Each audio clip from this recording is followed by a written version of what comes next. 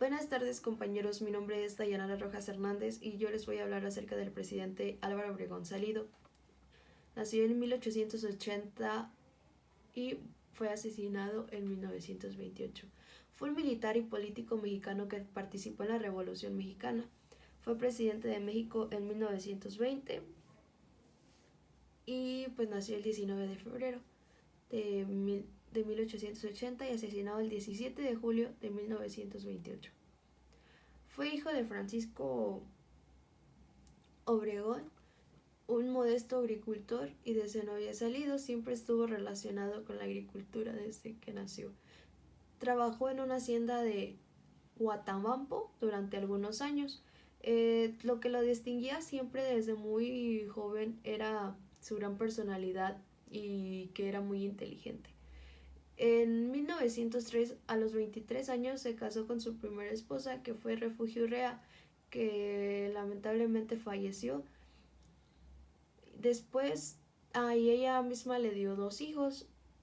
Después, el 2 de marzo de 1916, contrajo su nuevo matrimonio con María Tapia, que le dio 7 hijos más. El estallido de 1910 en la Revolución Mexicana llevaría a la presidencia a Francisco I. Madero, a cuyo proyecto reformista y progresista se adhirió Álvaro Obregón. Fue elegido presidente municipal de Huatabampo. Desde sus primeras acciones militares, Álvaro Obregón siempre se demostró con un gran talento como estratega, lo que le dio considerable prestigio dentro del ejército. De hecho, también fue la mano derecha de Carranza. Algunos datos curiosos de Álvaro Obregón es de que se dice que podía recordar el orden de una baraja dispuesta al azar con tan solo ver las cartas una vez. E incluso se dice que se le pagaba para que no jugara, para que no jugara póker, ya que si jugaba, pues de todas maneras siempre ganaba. Se dedicó al cultivo del tabaco y su pasión en realidad era la ingeniería. Era conocido como el rayo de la guerra, ya que nunca perdió ninguna. Y perdió un brazo y se le conoció como el Manco de Celaya. El día que perdió el brazo fue el 3 de junio de 1915 y de hecho fue más bien en Santa Ana del Conde, en Guanajuato. Fue en una explosión. De hecho también se dice que cuando fue la explosión y perdió su brazo, intentó asesinarse, pero su pistola ya no traía balas y pues al jalar el gatillo pues no pasó nada.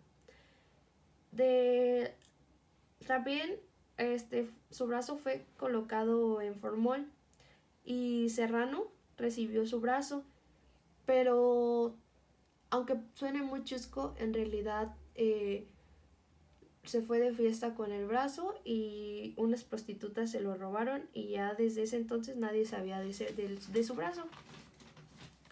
El brazo después de su muerte fue encontrado en un burdel y fue colocado en su monumento. Hasta el momento ya está cremado y ahora solo hay un brazo de piedra ahí en el monumento. En 1917 Obregón se separó del carrancismo y en 1919 decidió lanzarse a la presidencia. El 23 de abril de 1919 firmó el plan de Agua Prieta junto con Plutarco Díaz. Entonces, lo que nos comentaba aquí el compañero Daniel fue que por ello provocaron pues el asesinato de Carranza. Y el 1 de diciembre, Álvaro Obregón contaba con la simpatía del pueblo, ya que era considerado un buen militar y tuvo muy buena respuesta de todo el pueblo en su elección. Y el 1 de diciembre de 1920 fue cuando entró al poder. Como presidente fue más administrativo que ideológico. De hecho, pues México parecía dejar atrás los años de conflicto y se vio un renacimiento en los valores e inició hostilidades con la iglesia. Se religió nuevamente en enero de 1927 sufrió un atentado en su coche y el 17 de días antes, o sea, sufrió un atentado en su coche y después el 17 de julio fue asesinado. De hecho, se le dijo que, o sea, se le advirtió que no fuera a ese lugar, ya que pues podrían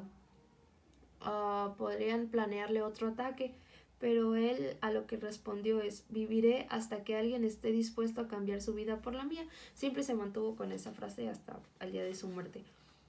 El 17 de julio de 1928, pues fue al restaurante que se llamaba La Bombilla, cerca del mediodía. En la esquina apareció el León Toral, que se hizo pasar por un caricaturista, pero él fue el que lo mató. Se dice que fueron 19 disparos. Eh, Como un dato chusco, mientras fue asesinado estaba la canción de Limoncito. León Toral era un fanático religioso que decía que Dios lo obligó a matar a Obregón. Justamente en ese tiempo, se decía un chiste cuando alguien preguntaba por quién había matado a Álvaro Obregón, y la respuesta era: cállese y pórtese bien, dando referencia a Calles y Portes Gil.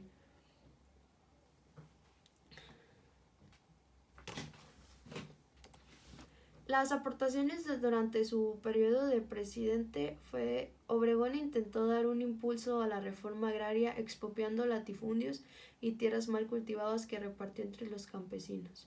Apoyó y subvencionó las organizaciones obreras como la CROM, Confederación Regional Obrera Mexicana, y la CGT, Confederaciones Generales de Trabajadores.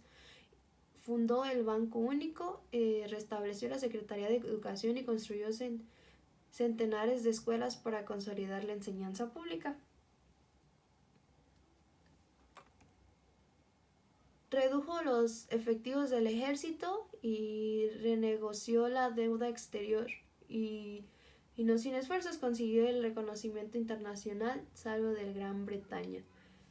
Tuvo su punto conflictivo en la política anticlérica que Plutarco Elías Calles llevó desde la Secretaría de Educación, que provocó el trágico choque entre católicos y socialistas en Morelia y la expulsión de los delegados pontificios.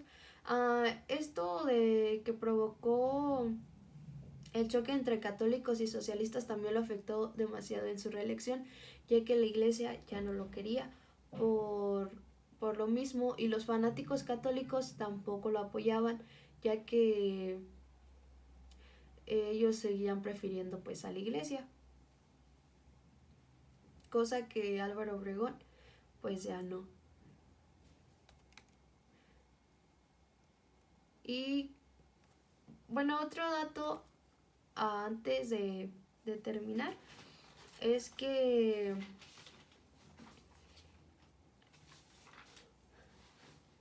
pues se dice que representa la verdadera cara de la revolución.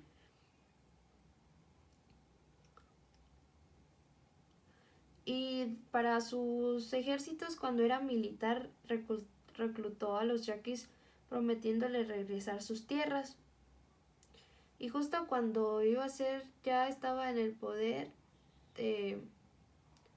y no le regresó nada, pues justo habían hecho como un levantamiento contra él, pero pues rápido los aplacó, ya que usó unos aviones y los bombardeó, y ya no le hicieron nada. También obviamente triunfó sobre Villa, y ya el día de su muerte pues todavía se dice que él siempre respondía como con algo era muy bromista, y aunque no diera mucha gracia lo que decía, pues tenían que reírse los demás.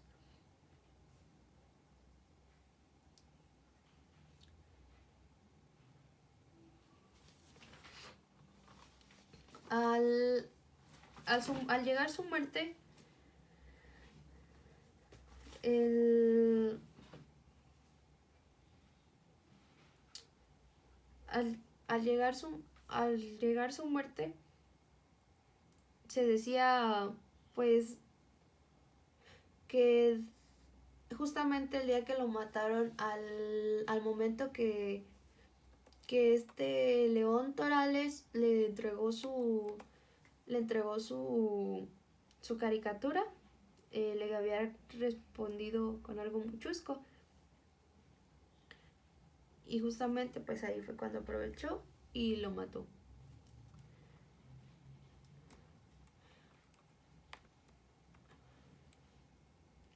Y bueno, sería todo. Gracias por... Pues gracias por su atención. Y bueno, al final de que cómo me pareció este presidente, pues la verdad, para mi punto de vista, hizo también bastantes cosas buenas. Ayudó mucho a la educación y creo que fue un gran avance. También otro avance que hizo fue el choque entre católicos y socialistas y todo eso, ya que pues si lo vemos desde otro punto de vista, en realidad nos beneficiaba mucho.